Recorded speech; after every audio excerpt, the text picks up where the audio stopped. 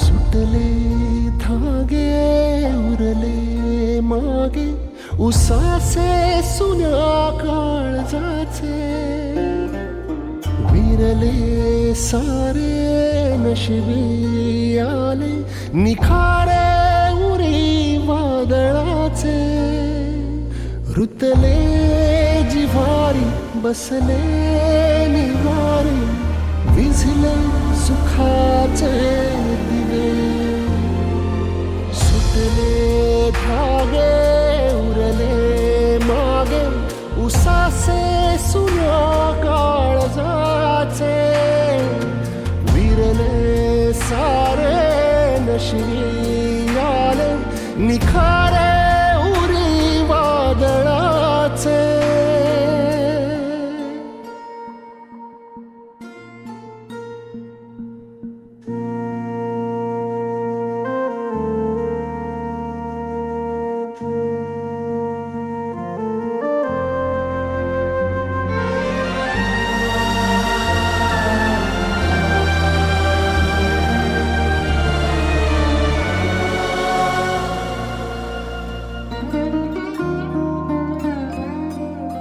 हो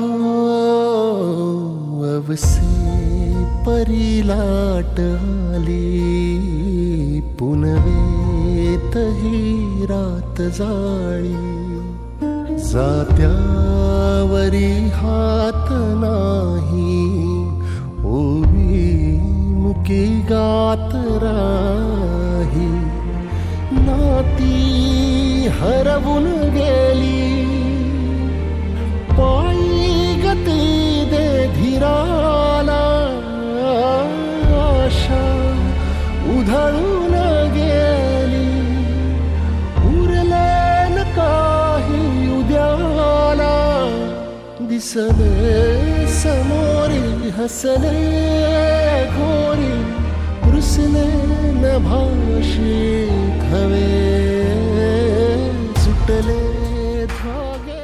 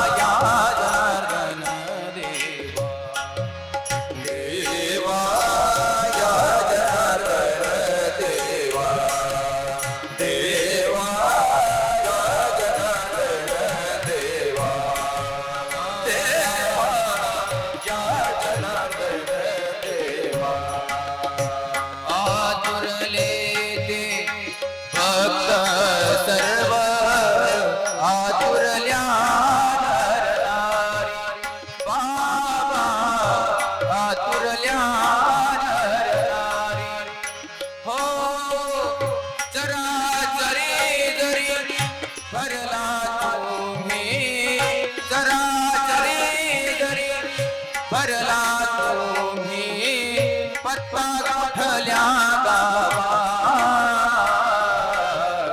या जनार्दन देवा देवा या जनार्दन देवा देवा या जनार्दन देवा जनार्दन जनार्दन सद्गुरु स्वामी जनार्दन जनार्दन जनार्दन सद्गुरु स्वामी जनार्दन जनार्दन सद्गुरु स्वामी जनार्दन जनार्दन सद्गुरु स्वामी जनार्दन या जनार्दन देवा देवा या जनार्दन देवा देवा या जनार्दन देवा देवा देवा शंकराचार्य सांगतायत अमंत्र अक्षरम नास्ति नास्ति मूल आयुष्यदम अयोग्य पुरुषो नास्ति नियोजस्तत्र दुर्लभः. या पृथ्वी तलावरती एक देखील असं अक्षर नाही की ज्यामध्ये दिव्य मंत्र जडलेला नाही. ऐका बरं, या पृथ्वी तलावरती एक असं अक्षर नाही की ज्यामध्ये दिव्य मंत्र जडलेलं नाही. आपलं फार भाग्य आहे. आपण वास्तविक बघता भारत भूमीमध्ये जन्माला आलो. भरत खंडे नरदेह प्राप्ती हे तो भाग्याची संपत्ती. त्यातली त्यात आपण महाराष्ट्रामध्ये जन्माला आलो. महाराष्ट्र ही संतांची भूमी आहे आणि त्यातली त्यात आपण नाशिक क्षेत्रामध्ये, कुंभ क्षेत्रामध्ये, तपोवन भूमीमध्ये आपण इथं वास्तव्यात, गंगा तीरावरती आपण वास्तव्यात आणि त्या तीर्थक्षेत्रामध्ये साधू संतांचं आगमन असतं. सर विचार केला महाराज, संतांची भेट होणं फार दुर्लभ आहे, फार दुर्लभ आहे. महाराज वर्णनी करताना म्हणतात, दुर्लभम त्रयमैवेत देवानुग्रह हेतुकम मनुष्यत्व मुमुक्षत्व महापुरुषस्य संश्रयः. माणसाला मनुष्य जन्म मिळणं दुर्लभ आहे. त्याच्याही पुढे जाऊन मुमुक्ष जीवन जगणं, भगवंताची प्राप्ती होण्यासाठी धडपड करणं त्याही पेक्षा दुर्लभ आहे. आणि त्याच्याही पुढे जाऊन महापुरुषाचा संग घडणं त्याच्याही पेक्षा दुर्लभ. यदा कदाचित आपल्याला महापुरुषाचा संग घडावं जर असं वाटत असेल तर आपल्या जीवनामध्ये पुण्याचा साठा लागतो. महाराज म्हणतात की संतांची भेट होणं ही इतकी अवघड आहे, इतकी अवघड आहे. महाराज म्हणतात, चंद्रामृते सुखे सेववे, चंद्रामृते सुखे सेववे,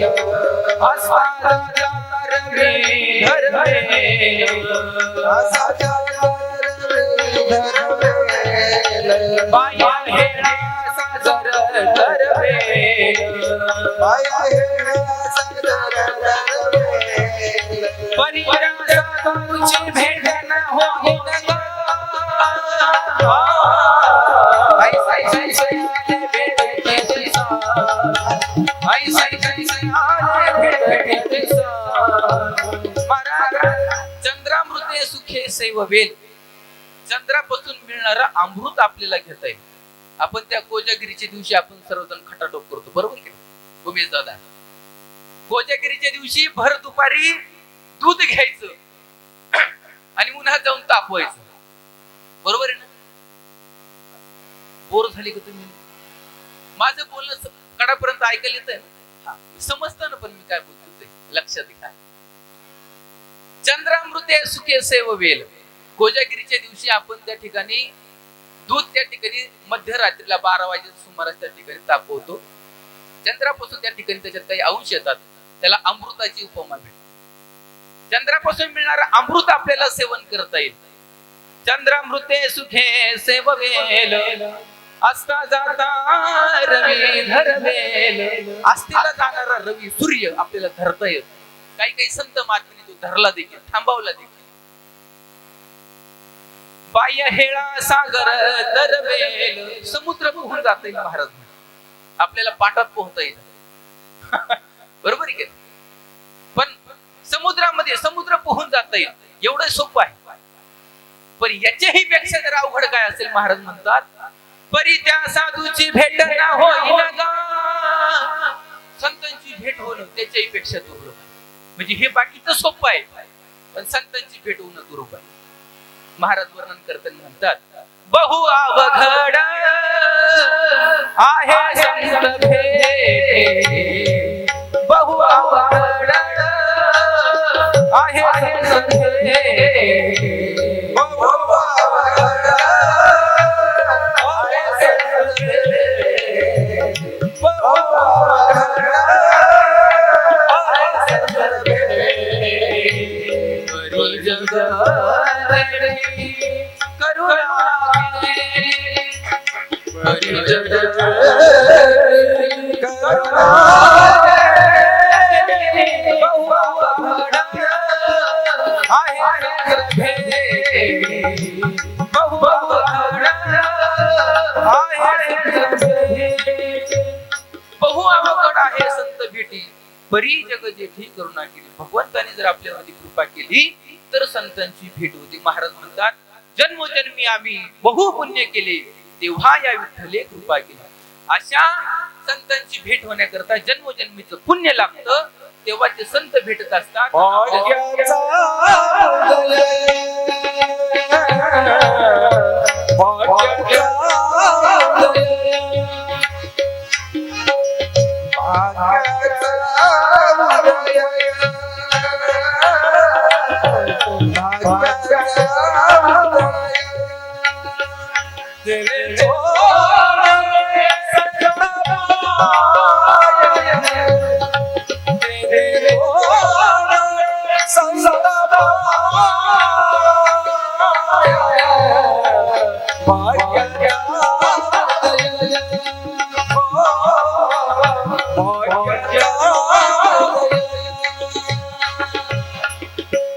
भाग्याचा उदय येते हे जोडे संत पाय. आपलं जर भाग्यात असेल, भगवंताची जर कृपा झाली तर आपल्याला संत भेटतात.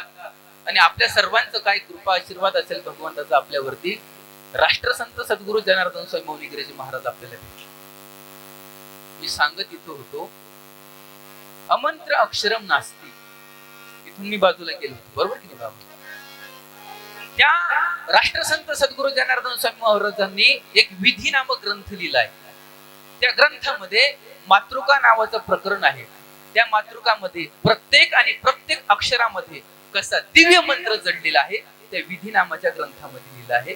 ते संत आणि जनार्दन स्वामी पर्यंत येण्यापर्यंत एवढा टन मारून यावं लागतं. ऐका, अमंत्र अक्षरम नास्ती नास्ती मूल आयुष्यधम. प्रत्येक अक्षरामध्ये ज्याप्रमाणे आणि दिव्य मंत्र जडलेला आहे, त्याचप्रमाणे प्रत्येक वनस्पतीमध्ये, त्याच्या पानामध्ये, फुलामध्ये, फळामध्ये कुठल्या ना कुठल्या प्रकारची दिव्य औषधी जडलेली आहे. त्याचप्रमाणे पृथ्वी तलावरती आलेला प्रत्येक मनुष्य भगवंतापर्यंत जाण्यास योग्यच आहे. आणि केवळ नियोजन तंत्र दुर्लभ. त्याने त्याचं जीवनाचं योग्य ते नियोजन करावं, बस एवढं. पण कोण कोण नियोजन करतं? महाराज म्हणले अगदी बोटावर मोजणे. कोण? चालू जाणे वाट ऐसा विरळा एखादा, चालू जाणे वाट ऐसा विरळा एखादा, चालू जाणे वाट ऐसा विरळा एखादा, चालू जाणे वाट ऐसा विरळा एखादा, चालू जाणे वाट ऐसा विरळा एखादा. एखादा असा विरळा व्यक्ती असतो की जो भगवंतापर्यंत जाण्यास योग्य असतो. अजून सोपं करून सांगू का? ऐका, आता सध्या आंब्याचा सीझन चालू आहे, बरोबर केलं? ऐका, त्या आंब्याचं झाड आपण सर्वांनी बघितलेलं आहे. त्या आंब्याच्या झाडाला जेवढा मोहर लागतो, त्याच प्रमाणामध्ये त्या आंब्याला फळं येतात का? काही वारेने गळून जातो, काहीला सड लागते, काहीला कीड लागते, काही छोटे छोटे होतात, ते पूर्ण फळ होत नाही. काहीला पक्षी येऊन, पाखरं येऊन टोचा मारतात, पोपट येऊन टोचा मारतात, तेही पूर्ण फळ होत नाही. पण क्वचितच असं एखादं फळ असतं जे परिपक्व दिशेला त्या झाडावरती जात असतं. त्याला आपण काय म्हणतो? शाख म्हणतो, बरोबर आहे? उमेश दादा काय म्हणतो त्याला? तर काही भागामध्ये त्याला पहाड म्हणतात, बरोबर की? पाडाला पिकला बाबा, बस एवढं पाठ आहे आपल्याला. पाडाला पिकला आंबा. महाराज म्हणतात, मोहरा ऐशी फळे अर्धी काही गळती, परिपक्व तसे थोडी जाती. त्या आंब्याच्या झाडाला आलेला मोहर कितीही जरी असला तरी ते पूर्णची पूर्ण त्याला फळ येत नाही. तशी परिपक्व दशेला क्वचितच फळ जातात ना, तसं मनुष्य जन्माला आलेला प्रत्येक व्यक्ती भगवंतापर्यंत जाण्यास योग्यच आहे. केवळ आणि केवळ नियोजन तंत्र दुर्लभ. त्यांनी त्याच्या जीवनात योग्य ते नियोजन करावं. योग्य नियोजन करण्याकरता काय करावं? अनन्या चिंतयन्तो मां हे जना परि उपासते. त्यांनी अनन्य भावनं भगवंताला शरण जावं. अनन्य भावने भगवंताची भजन भक्ती करावी. पण काय आहे महाराज, मी प्रत्येक वेळेस सांगत असतो, जेवढी माणसाची वयोमर्यादा आणि जेवढी माणसाची उंची कमी झाली बाबा, त्याच्या हजारो पट माणसाची विचार कमी. आता कृतत्रेता आणि द्वापर युगाचा तुम्ही जर विचार करू केला, कृतयुगात महाराज काही वेगळं माणसाचं शरीर होतं असं काही नाही. हे शरीर होतं, शरीरे साधले परब्रह्म. हे शरीर होतं काही 4 हात 4 पाय अजिबात नाही. हे शरीर होतं, फक्त फरक एवढा होता की याची उंची होती 28 हात कुठल्या युगामध्ये? कृतयुगामध्ये. आणि वयोमर्यादा होती 1,00,000 वर्षाची. पण एवढं आयुष्य असून सुद्धा समाज, लोक भगवंताची भजन भक्ती करीत.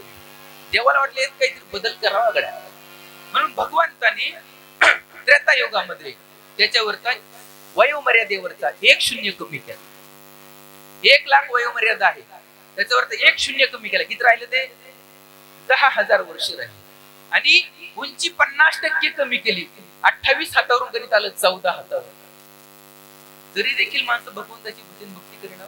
महाराज म्हणतात, देव म्हणतात, अरे बिघडले प्रीत जनतेचे चरित्रे नासली सारी. अरे किती यांच्यासाठी करावं तरी एवढी भीती दाखवून सुद्धा भजन भक्ती करेना.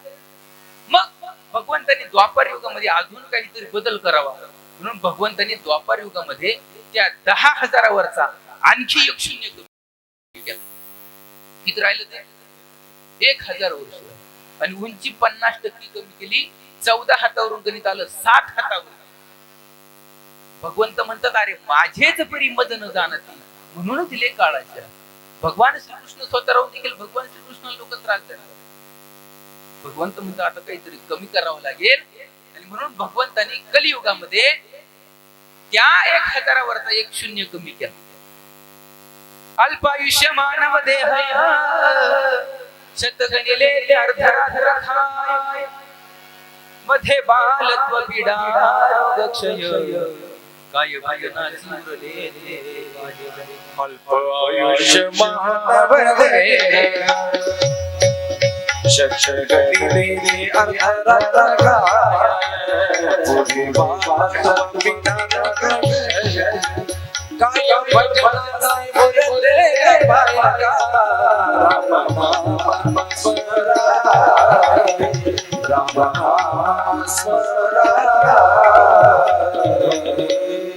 अल्प आयुष्य आहे महाराज. फक्त आणि फक्त कलियुगामध्ये 100 वर्षाचं आयुष्य. बरोबर. आणि उंची किती आहे हो? महाराज वर्णन करतो, म्हणतात, औट हात का मानव देह प्रभुजी ने तुझ दिया खाया पिया सुख से सोया ना जमाना. महाराज म्हणतात फक्त आणि फक्त 3.5 हाताची उंची राहिली आहे आणि 100 वर्षाचं आयुष्य राहील. कुठल्या युगात? कलियुगामध्ये, चालू कलियुगामध्ये. आता आपण देवाला सर्वजण मिळून विनंती करू, देवा या 100 वरचा 1 शून्य कमी करायच्या भानगडीत पडून बघायला. बरोबर की? अहो 50-50, 60-60, 70-70 वर्षाचे माणसं झाले. कीर्तना प्रवचना जर पुढे गेलो ना, त्यांना विचारू, बाबा गावात सप्ताह चालू आहे, मंदिर कोणत्या रस्त्याला आहे? ते म्हणते, बाबा मला नाही माहिती. लोकांना मंदिराचं तोंड कुठं ते नाही माहिती, हरिपाठ नाही माहिती, आरती काहीच अजून लोकांना कल्पना नाही हो. आणि जर असं जर आपलं जीवन जर राहत असेल तर भगवंत त्या 100 वरचा 1 शून्य कमी करायला मागं पुढं कशाला बोलत? नरदेह दुर्लभ झाला तुम्ही वासुदेव वासुदेव म्हणा. नरदेह दुर्लभ झाला तुम्ही वासुदेव वासुदेव म्हणा. त्यामध्ये दुःख यातना तुम्ही वासुदेव वासुदेव म्हणा. तुम्ही अथवा मधुसूदन, तुम्ही अथवा मधुसूदन, तुम्ही वासुदेव वासुदेव म्हणा. नरदेह दुर्लभ झाला तुम्ही वासुदेव वासुदेव म्हणा. नरदेह दुर्लभ झाला तुम्ही वासुदेव वासुदेव म्हणा. नरदेह दुर्लभ जाणारे तुम्ही वासुदेव वासुदेव म्हणा.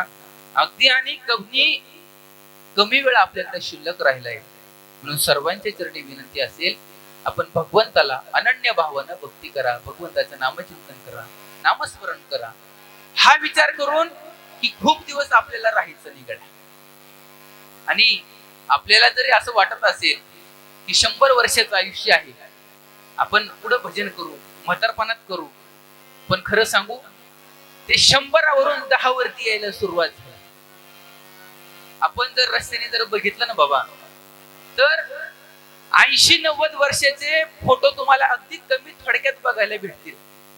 पण 25, 30, 35, 40, 50 हे सर्व फोटो तुम्हाला आता तेच बघायला भेटतील. अगदी वयोमर्यादा कमी झाली. आणि तुम्हाला खरं सांगू, महाराजांनी तसं वर्णन देखील करून ठेवलंय, लवकरात लवकर या कलियुगाची आयुष्य मर्यादा 10 वरती येणार आहे. ऐका या कलियुगाची थोरी, पुत्र तो होईल दादा पित्याचा वैरी.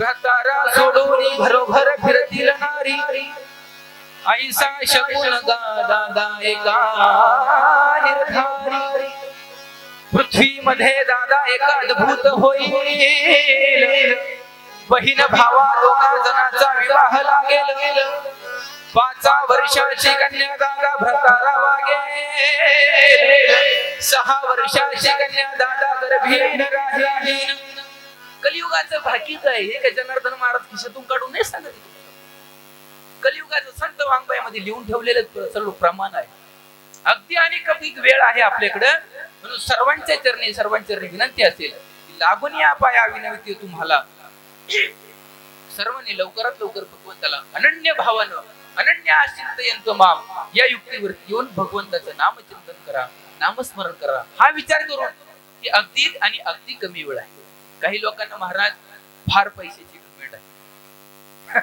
लोक म्हणतात आमच्याकडे लय पैसा आहे काही गरज नाही आम्हाला देवाचं देव करायचं आमच्याकडे पैसा आहे आम्ही डॉक्टरकडे जाऊ लागेल ते करू काही गरज नाही देव करायचं पण खरं सांगू त्या कोरोनामध्ये मी घटना बघितली होती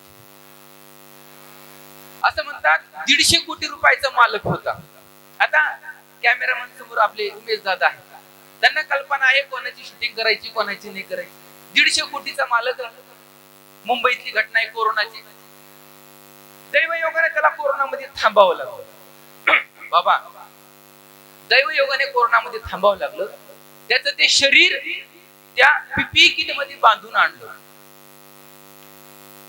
आणि झालं काय ते त्या इलेक्ट्रिक शेगडीवरती ज्या वेळेस ठेवलं ना इलेक्ट्रिक शेगडी ठेवलं तर ते प्लास्टिक असल्यामुळे काय म्हणा ते शरीर ते शव जे आहे ते खाली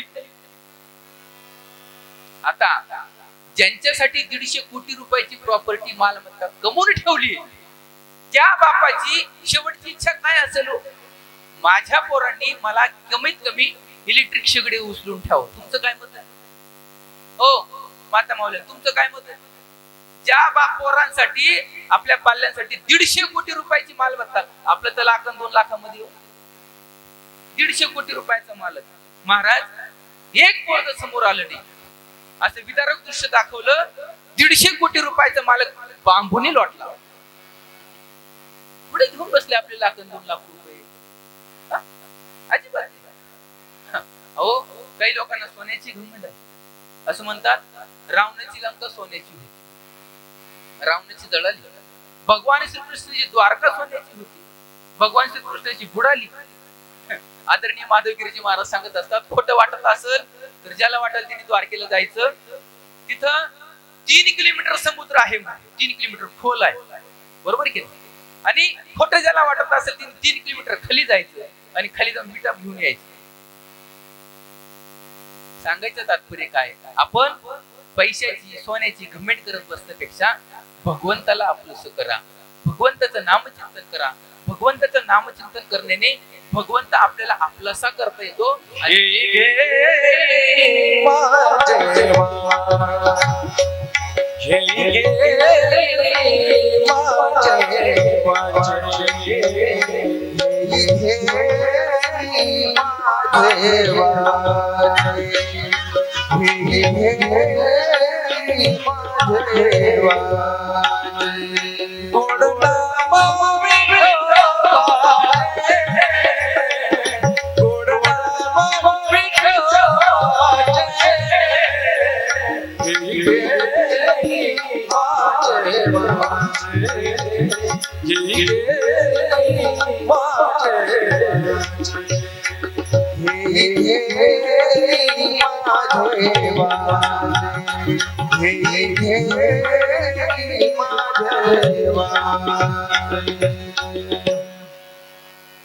गोड असं भगवंताचं नामचिंतन करा अनन्य भावाने भगवंताला शरण जा हा विचार करून की आपल्याला फार दिवस राहायचं काही लोकांच्या मनात असं असेल माझा पोरगा डॉक्टर आहे माझा पोरगा MBBS आहे मला काही होत नाही पण अरे वैद्य वाचविती जीवा कोण ध्यातस्य देवा अरे वैद्य राजाने जर आपल्याला जर वाचवलं असतं ना तर देवाला कोणी विचारलंच नसतं बरोबर की नाही बाबा मी प्रेमाने असं सांगत असतो कधी कधी विनोदानं जर वैद्यराजाकडे ते औषध जर असतं, ते इंजेक्शन जर असतं, तर प्रत्येक डॉक्टरने ते इंजेक्शन पहिले आपल्यालाच लावून घेतलं, एक डॉक्टर बरोबर की.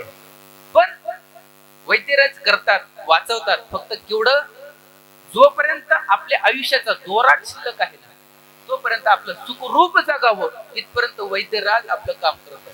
ज्ञानिय सुखी अज्ञान गती एक आगे जा. ज्ञानिय सुखी अज्ञान गती एक आगे जा. मृत्यूला चुकवी कोणी थोर असो वाचा. सोड सोड माया रे. सोड सोड माया आगे जग में ईश्वर. साच कर्म ऐसे वर्णन ईश्वर. साच कर्म ऐसे वर्णन ईश्वर. कोणाला थांबता येत नाही गड्या, बर का. महाराज म्हणतात, येथ नाही उरवले अवतार. 9 भी मर गए, 10 भी मर गए सहस्त्र 33 कोटी देवता मर गए, पड़े काल की फांसी. पीर मर गए, पैगंबर मर गए हकीम योगी. जपी तपी सन्यासी मर गए जिंदा जोगी. तीनों लोक पर छत्र विराजे, लूटा कुंज बिहारी. कहत कबीरा सो भी मर गए, रहत कोण बिचारी. कोण राहिला आलाय हो. अहो, मुख्यमंत्री जरी असले ना, तरी विमानामधून खाली उतरण्याची देखील त्यांना वेळ भेटत नाही. आपली जर दोरी जर संपली, आपला जर वेळ जर संपला, तर आपल्याला घर सोडून निघावाच लागतं. मौत जब तुझको आवाज देगी, घर से बाहर निकलना. क्या भरोसा है इस जिंदगी का, साथ देती नहीं किसी का. प्रत्येकाला जावं लागतंय. अरे आजा मेला पंजा मेला, बाप हसना गेला. आजा मेला पंजा मेला, बाप हसना गेला. देखत देखत नाना पंतु तो हिते साधाला. देखत देखत नाना पंतु तो हिते साधाला. प्रत्येकाला जावं लागतंय. म्हणून माणसाने जीवनामध्ये येऊन भगवंताचं अनन्य भावानं भगवत भक्ती करा. मग तिथं कोणालाही थांबते. तिथं आपल्या पैशाचा अहंकार चालत नाही, तिथं आपल्या सोन्या नाण्याचा अहंकार चालत नाही, तिथं आपल्याला डॉक्टरचा देखील अहंकार चालत नाही. गड्या न सोना कमाई गडाच्या दियाने. सच सच जब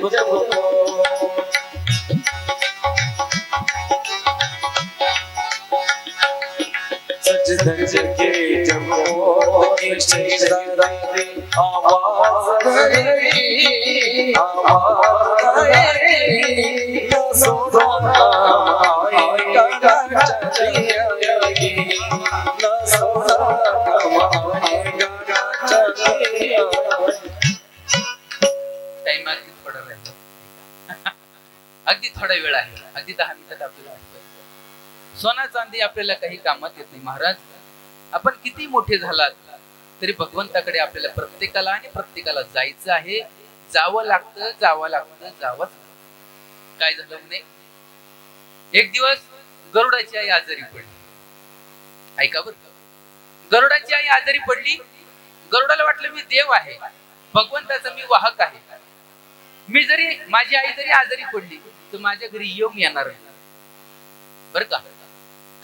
प्रत्येकाला जावं लागतं. कोणाची घटना, कोणाची वेळ कुठे ठरलेली कोणाला माहित.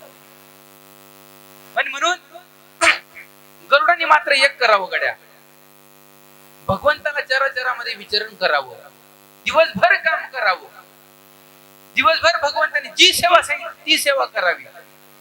पण घरी आल्यावरती आपल्या आईला विचारावं, आई बरं का? ऐका बरं, बरेच गरुड दिवसभर फिरत असतात, बरोबर. दिवसभर फिरतात. अहो आम्हाला वेळ नाही हो, घरी विचारायला वेळ नाही, आई वडिलांकडे विचारायला वेळ नाही. तुमच्या सर्वांच्या आणि सर्वांच्या चरणावरती विनम्र भावनेने प्रार्थना असेल. आपल्या घरामध्ये आई वडील जर दुःखी असेल, आजारी असतील, तर सायंकाळी घरी आल्यावरती त्यांना किंमत कमी विचारायचं, आई बाबा बरं आहे का तुमचं. गरुडाने तेच करावं. घरी यावं, आई बाबा आई बरं आहे का तुझं? बरं आहे का? गरुडाने विचारावं. आणि खरं सांगू का, माणसानं एकटा असणाऱ्या माणसाला, दुःखी असणाऱ्या माणसाला, आजारी असणाऱ्या माणसाला तुम्ही काय त्याला काय फार हातपाय दाबत बसतो असं नका. त्याची काही इच्छा नसते. आपल्या आई वडिलांची काही इच्छा असं काही नसते की आमचे रोज येऊन हातपाय दाबावा. फक्त आणि फक्त प्रेमाने 2 शब्द बोलावं. माणसाने जीवनामध्ये प्रत्येकावरती प्रेम करावं. कोणी असो, कोणी असो, कोणी असो. आपले समजा वडील जर आजारी असतील तर संध्याकाळी घरी आल्याबरोबर वडिलांना विचार, पप्पा बाबा बरं आहे का? आई आजारी असेल विचारावं, आई बरं आहे का तुझं? आपल्या पाहुणे रावळ्यामध्ये जर एखादं कोणी आजारी असेल ना, तर वेळात वेळ काढून त्याला फोन करत जा, अरे दादा बरं आहे का तुझं? प्रेमाने बोलत जाऊ, नका कोणाला त्रास देऊ. अरे आपण जर भगवंताचे भक्त असू ना, आपण जर सद्गुरु जनार्दन स्वामीचे भक्त असू ना, तर कोणालाही दुखू नये हा आपल्या जीवनाचा परमार्थाचा उच्च कोटीचा आनंद असतो. परमार्थ जर आपण करत असाल आणि भगवंत जर आपण जर सर्वभूती पाहे एक वासुदेव, आपण जर प्रत्येकाला आणि प्रत्येकाला जर आपण जर भगवंताचे अंश आहोत असं जर मानत असू, प्रत्येकामध्ये स्वामी जनार्दन स्वामी आपल्याला बसलेले आहेत, त्यांच्या हृदयामध्ये स्वामी जनार्दन आहे. जर असं जर आपल्याला जीवनामध्ये जर अंतःकरणापासून जर वाटत असेल तर आपण कोणाचेही हृदय दुखवता कामा नये.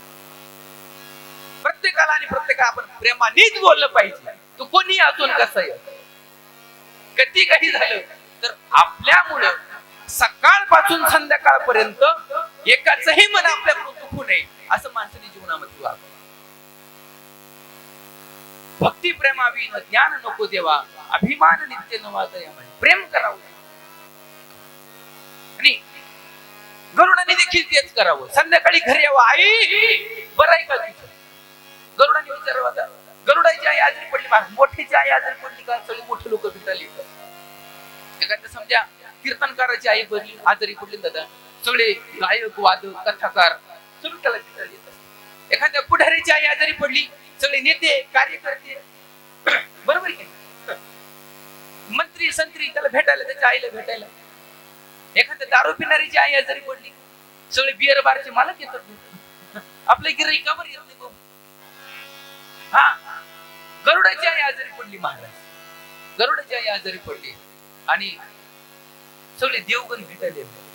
गरुडाने घरी आली, विचारावं, आई बरं आहे का ग? कोण आलं होतं भेटायला? आईने सांगू, हा आज दादा ब्रह्मदेव आले. दुसऱ्या दिवशी विचार, आई बरं आहे का तुझं? हो दादा बरं आहे. कोण आलं होतं भेटायला? आज इंद्र आले होते, आज चंद्र आले होते, आज आणि नारद मुनी आले होते. रोज कोणी ना कोणी भेटायला यावं, आईने त्याचं कुशल मंगल सांगावं. एक दिवस गरुडाने घरी यावं, आई बरं आहे का तुझं? बरं आहे बाबा. कोण आलं होतं भेटायला?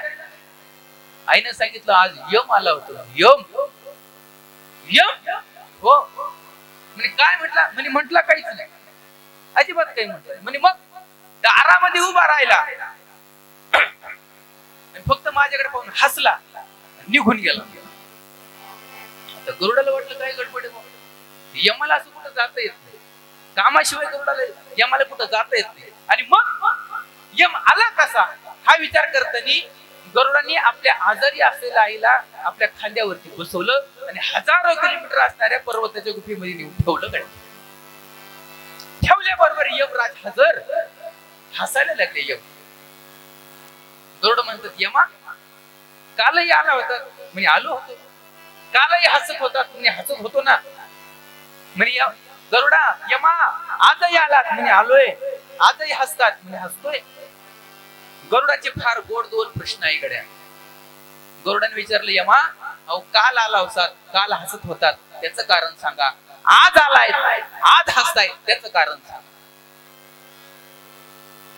यमाने सांगितलं, गरुडा काल आलो होतो तुझ्या आईला नेण्याकरताच. फक्त आणि फक्त अवधी 3 प्रहराचा शिल्लक होता.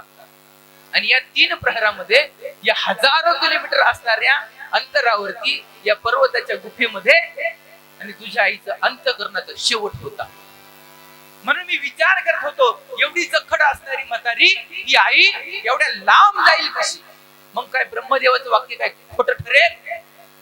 आणि म्हणून मी विचार करत होतो आणि परत एक विचार मनात आला की एवढं जर वेग कोणाला असेल, 3 प्रहरामध्ये एवढ्या हजारो किलोमीटर जायचं जर वेग कोणाला असेल, तो फक्त आणि फक्त गरुडाला आहे बुवा. मग काय आपला मुलगा आपल्या आईला काळाच्या जबड्यामध्ये नेऊन सोडेल? म्हणून मला हसू येतो. आणि आज गरुडा मी हसतो याचं कारण असं की ते विधिविधान कधी खोटं ठरत नाही. तू आज या ठिकाणी तुझ्या आईला स्वतः घेऊन आलाय. पाहता काय माझ्याकडे गेली तर सांगण्याचं तात्पर्य काय? कोणाची घटना, कोणाची काळ, कोणाची वेळ कधी ठरलेली आहे कोणालाही सांगता येत नाही. जनार्दन महाराज इथं लय बडबड बडबड करू राहिले, रस्त्याने जाऊन त्याचं काय कोणाला सांगते? कोणाला सांगते? कोणाची काळ, कोणाची वेळ अजिबात कोणाला सांगते नाही. म्हणून कृपा करून सर्वांची जर विनंती असेल, अनन्य अनन्य भावना भगवंताला शरण जा. प्रत्येकावरती अतिशय मनोभावे प्रेम करा. आणि कोणालाही जीवनामध्ये आपले त्रास होईल, कोणालाही दुःख भेटेल असं अजिबात वागू नका. जर आपण जर भगवंताचे भक्त असू, संतांची जर सेवक असू, तर आपल्याला लक्षात आलं पाहिजे की सकाळपासून संध्याकाळपर्यंत आपल्याकडून एकाच सुद्धा मन दुखावता कामा नये. अहो, संतांच्या अंगावरती लोक येऊन थुकले. तो नाथरायांचा विचार करा, संतांच्या अंगावरती लोक येऊन थुकलेत.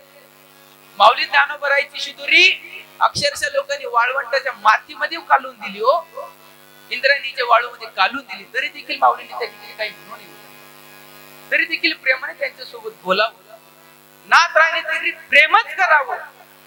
आणि कोणाला जर मन दुखत असो तर आपण भगवंताचे भक्त आहोत का, संतांचे भक्त आहोत का, याच्यावरती आपण विचार करावा. सर्वांच्या चरणी विनंती असेल की आपण अनन्य भावना देवाची भक्ती करा, अनन्य भावना भगवंताचं भजन करा. कोणाला थांबता येत नाही, कोणालाच थांबता येत नाही. अहो, ज्यांनी दुसऱ्याचं जीवनमान वाढवलं त्यांना देखील थांबता आलं नाही. आपण बरेचसे या ठिकाणी गुरुबंधू आलेत, मला कल्पना आहे. स्वामींचे सेवक या ठिकाणी आलेत. आदरणीय मंगेश दादांच्या आणि श्राद्धाच्या निमित्ताने आपण सर्व स्वामी भक्त या ठिकाणी आलो. स्वामींच्या चरित्राचा आपण विचार करा, कोणाला थांबवता येत नाही. अरे, ज्यांनी दुसऱ्याचं आयुष्यमान वाढवलं ना त्यांना देखील थांबता येत नाही. राष्ट्रसंत सद्गुरू जनार्दन स्वामींच्या जीवनामध्ये माझ्या फार अंतःकरणाचा विषय आहे, फार अंतःकरणाचा. स्वामींनी लहानपणापासून भगवंताची सेवा करावी. काय ते शिवयोगीच होते म्हणायला काही हरकत नाही. भगवंताचा अंश अवतारच होते लहानपणापासून. आणि हनुमंतरायाला त्या ठिकाणी पाणी घालावं, वेळ कमी आहे आपल्याकडे, आधी धावते योगामध्ये खूप. आणि हनुमंतरायाला पाणी घालता घालता त्या ठिकाणी भगवंताची सेवा करावी. सेवा करत असताना आईचं जाणं व्हावं. आणि आईचं जाणं झालं की त्या ठिकाणी अंदरसुला यावं, त्या ठिकाणी तपश्चर्या करावी. तपश्चर्या झाल्यानंतर नागाबाबा त्यांना साक्षात्कार व्हावा. आणि साक्षात्कार झाल्यावरती त्यांनी बाबांनी सांगावं, तुम्ही जाते गावला जा. ऐका, अगदी 5 मिनिटं आहे, अगदी 5 मिनिटं थांबा, शांत राहा. अगदी 5 मिनिटात आपल्याला थांबायचं आहे. नागाबाबांनी सांगावं तुम्ही आणि मंदिराचा जीर्णोद्धार करा. जीर्णोद्धार करण्यासाठी त्यांनी सांगितल्या बरोबर राष्ट्रसंत सद्गुरू जनार्दन स्वामी जातेगावला जातायत. जातेगावला गेल्यानंतर जातेगावला विविध प्रकारचे त्या ठिकाणी माणसाला चमत्कार झाले. कारण चमत्काराशिवाय नमस्कार नाही मिळत दादा. कुठेही जा तुम्ही, चमत्कार दाखवल्याशिवाय लोक नमस्कार करत नाही. स्वामीजींनी देखील तेच करावं, लीला कराव्यात.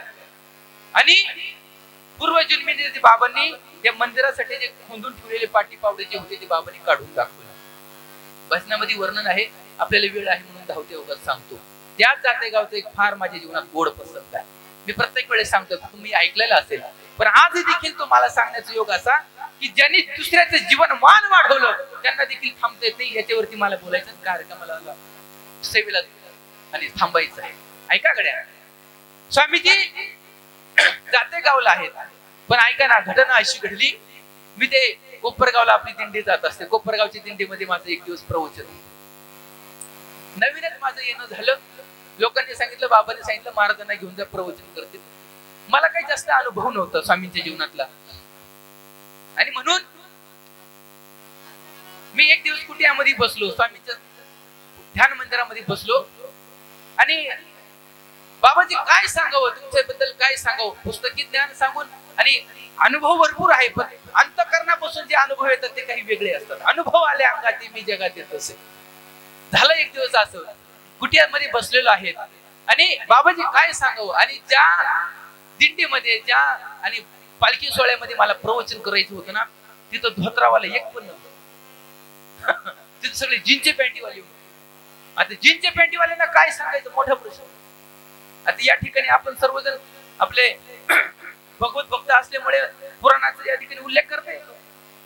जीनचे पॅन्टीवाल्यांना काय सांगणार हो, काय सांगायचं. आणि मग बाबांच्या समोर बसलं असताना एक आजीबाई माझ्याकडे आली. त्यांनी सांगितलं, हे दादा मला विभूती दे. विभूती दे म्हटल्यावरती त्या दिवशी योगायोग असा की विभूती खरंच थोडी शिल्लक.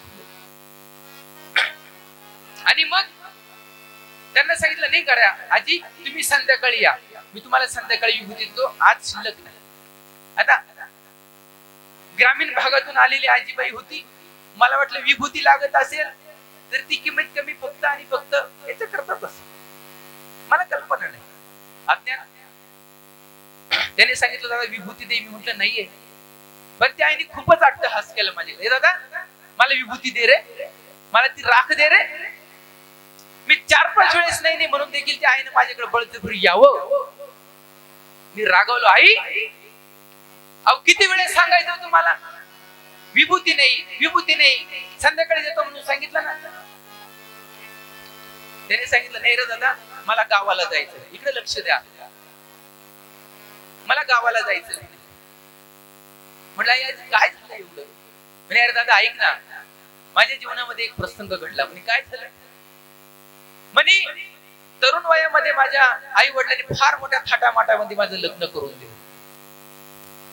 लग्न केल्यावरती अगदी काही दिवस माझा संसार सुखाचा चालला, आणि अचानक माझी तब्येत बिघडली, आणि नाही ते वेदना मला व्हायला लागल्या.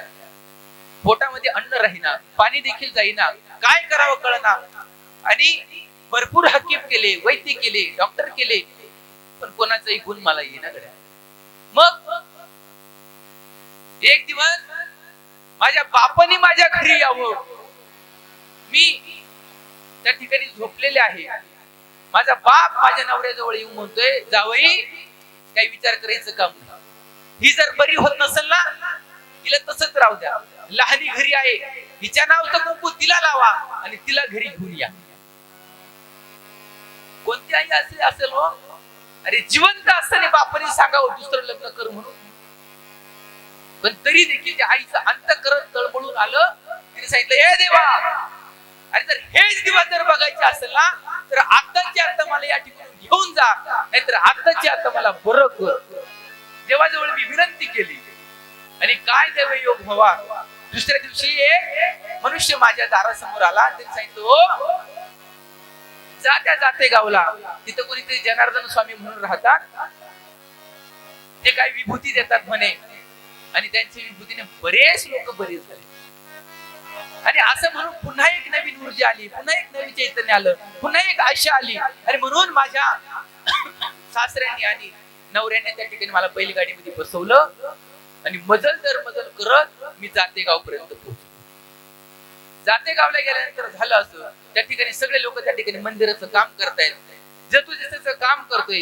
स्वामीजी त्या ठिकाणी आणि कुट्यामध्ये आपल्या डोलीमध्ये बसलेले होते. बाबा बाहेर आले, आणि बाबांनी माझ्याकडे फक्त बघितलं, आणि माझ्या नवऱ्याला सांगितलं, हे बाबा धर, ही उदीच्या कपाळाला लाव.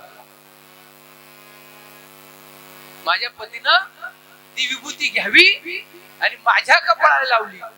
तर दादा, त्या दिवसापासून जी माझ्या प्रकृतीमध्ये सुधारणा झाली ना, त्या दिवसापासून आजपर्यंत मला एक गोळी सुद्धा माहित नाही. कमीत कमी मला ती विभूती दे रे. सांगण्याचं तात्पर्य काय ऐका ना, ज्यांना अगदी शेवटचा दिवस येतोय आणि त्यांना फक्त विभूती दिल्या जाते, ज्या स्वामींच्या आशीर्वादानं, कृपा आशीर्वादानं मरणासन्न झालेली व्यक्ती पुन्हा उठून बसते. आज मला तुम्हाला विचारायचंय, ते जनार्दन स्वामी आपल्यामध्ये आहे का हो? त्यांना सुद्धा जावंच लागतंय. तिथं कोणाला थांबता येत नाही. आणि म्हणून सर्वांच्या चरणी प्रार्थना असेल, आपण अनन्य भावानं भगवंताला शरण जा, अनन्य भावानं भगवंताची भक्ती करा. कोणाचाही काळ वेळ कोणालाही सांगून येत नाही. ज्याचा तुटला आयुष्याचा दोरा येरा अवघा पसारा, प्रत्येकाची जीवनाची दोरी ही ठरलेली असते.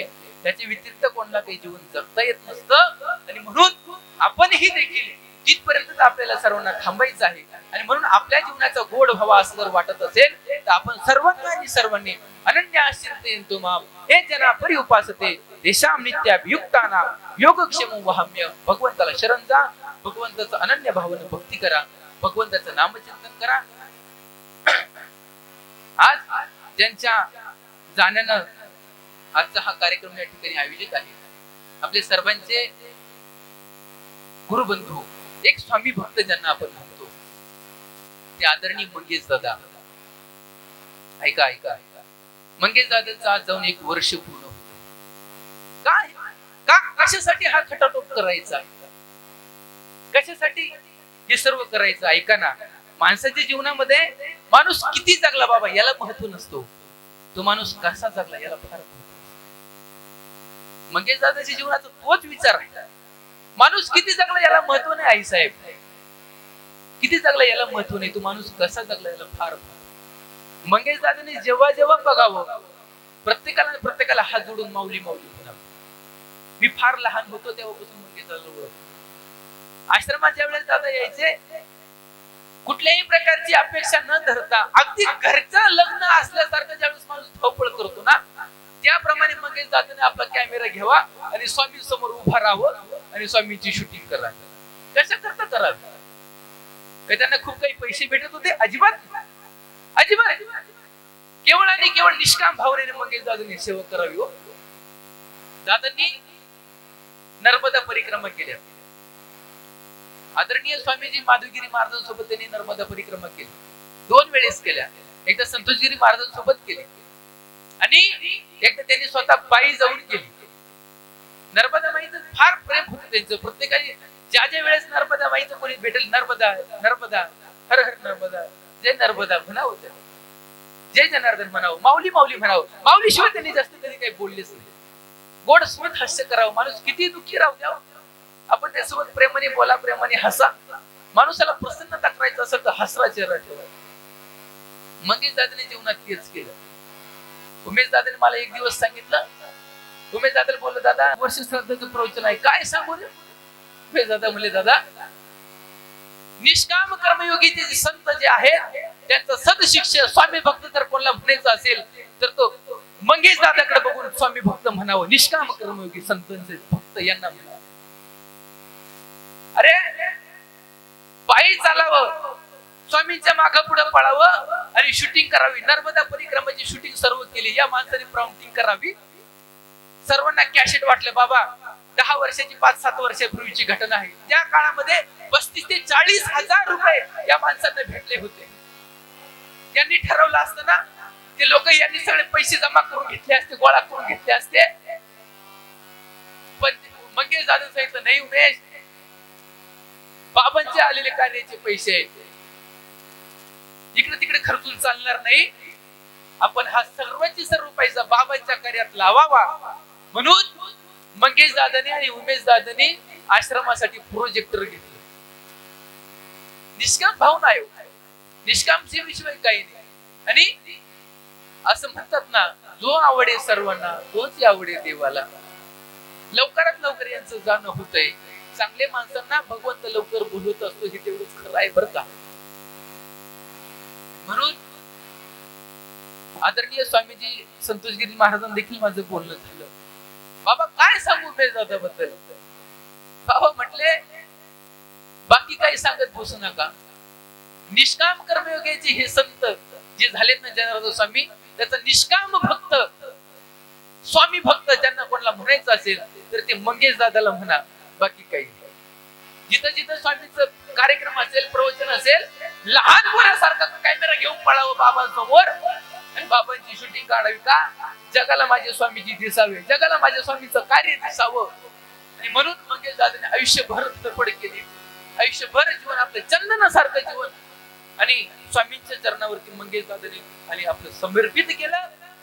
ज्या ज्या वेळेस मंगेश दादा शेवटच्या वेळेस देखील मंगेश दादा कार्यक्रमाला अनुष्ठानामध्ये आले होते. दादांची परिस्थिती बिकट होती, त्रास होत होता, तरी देखील मंगेश दादांनी हात जोडावे आणि माऊली माऊली करावं. एवढं प्रेम कोण देतो? कोण एवढी स्वामींची सेवा करतं? कोण एवढी भक्ती करतं?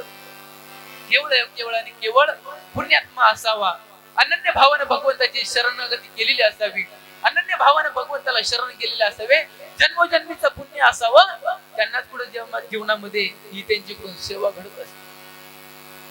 या घराचा बाप गेलाय, या घराचा एक पती गेलाय, या घरातला एक मुलगा गेलाय. बाप जाणं एवढं सोपं नसतं, त्यातली त्यात पती जाणं तर त्याहून अवघड असतं. खरं सांगू, पती आपला कसाही असावा गड्या, पण तो आपल्या दारात बसलेला असावा. जोपर्यंत आपल्या घरात पती असतो ना, आजारी जरी असला पण तो दारात असावा. अरे ज्या वेळेस आपला स्वतःचा मालक, हक्काचा मालक ज्या वेळेस जातो ना, तेव्हा बाकीचे लोक नुसतं कावळ्यावानी टोचतात, कावळ्यावानी त्यांची नजर आपल्या घरावरती असते. हे कधी लक्षात घ्या. दादाचं जाणं एवढं सोपं नाहीये. माझ्या मते मी एक तासभर दादांसाठी जर बोलत बसलो तेवढा मला वेळ पुरणार नाही. बाप जाणं एवढं सोपं नसतं, पती जाणं एवढं सोपं नसतं. सर्वांच्या चरणी प्रार्थना असेल. ताई साहेब इथं बसलेले आहे, जोही कोणी त्यांच्या सोबत भाषण करत असेल, बोलत असेल, प्रेमाने त्यांच्या सोबत बोलावं. एवढा प्रेमाचा व्यक्ती ज्या वेळेस जातो ना, एवढा प्रेमाचा व्यक्ती ज्या वेळेस जातो ना, त्यावेळेस त्या माणसाला आयुष्यभर रडण्याचे आणि त्याच्यावरती जीवनामध्ये प्रसंग येत असतो. प्रेम करणारा दुसरं कोणी भेटत नाही. सर्वांना विनंती असेल की प्रेमाने आई सोबत, ताई साहेबांसोबत बोला. ओम दादा या ठिकाणी आहे, आपल्या मुलासारखं त्याला देखील प्रेम द्या, त्याच्यावरती प्रेम करा. सर्वांच्या चरणी प्रार्थना असेल. झालेली सेवा भगवंताच्या चरणी समर्पित करतो आणि माझ्या वाणीला पूर्ण विराम देतो. काही तर चुकलं असेल बोलण्याच्या योगामध्ये तर माझे बालकाचे बोबडे बोल म्हणून चूक म्हणून माझ्या पदरात द्या. जे काही योग्य असेल ते आपल्या सोबत घेऊन जा आणि अनन्य भावानं भगवंताला शरण जा, भगवंताची भक्ती करा, स्वामींची भक्ती करा. जे जे स्वामींनी आपले नियम सांगितलेत त्या नियमामध्ये स्थित राहा. भगवंत आपला योगक्षेम चालवल्याशिवाय राहणार नाही. झालेली सेवा स्वामींच्या चरणी आदरणीय माधवगिरी महाराज असतील, संतोषगिरी महाराज असतील, उमेश दादा असेल, मंगेश दादा असेल, यांच्या चरणी समर्पित करतो आणि माझ्या सेवेला पूर्ण विराम देतो. कुंडली कवरदारी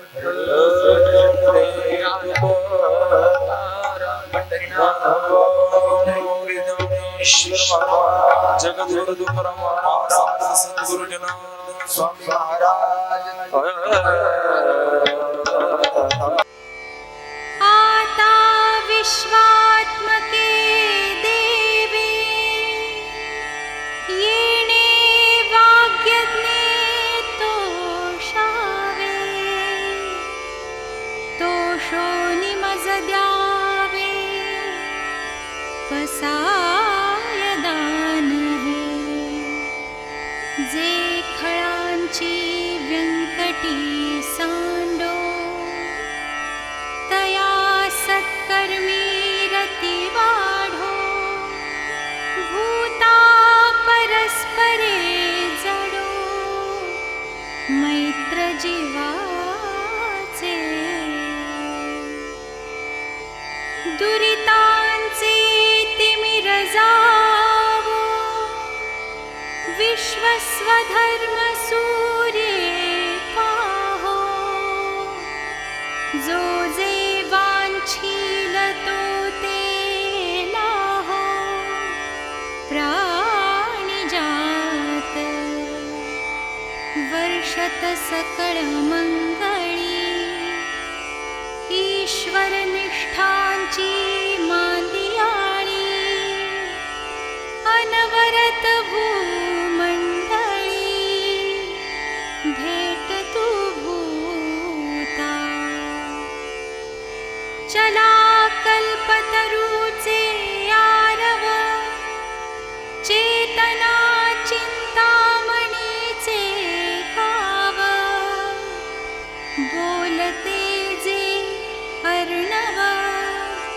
पीयूषांचे चंद्रमेजे अलांछन मार्तंडजे तापहीन ते सर्वाहि सदा सज्जन सोयरे हो तू किं बहुना सर्वसुखी पूर्ण होवुनि तिहि लोकी भजितो आदिपुरुषी अखंडित आणि ग्रंथोपजीवी विशेषी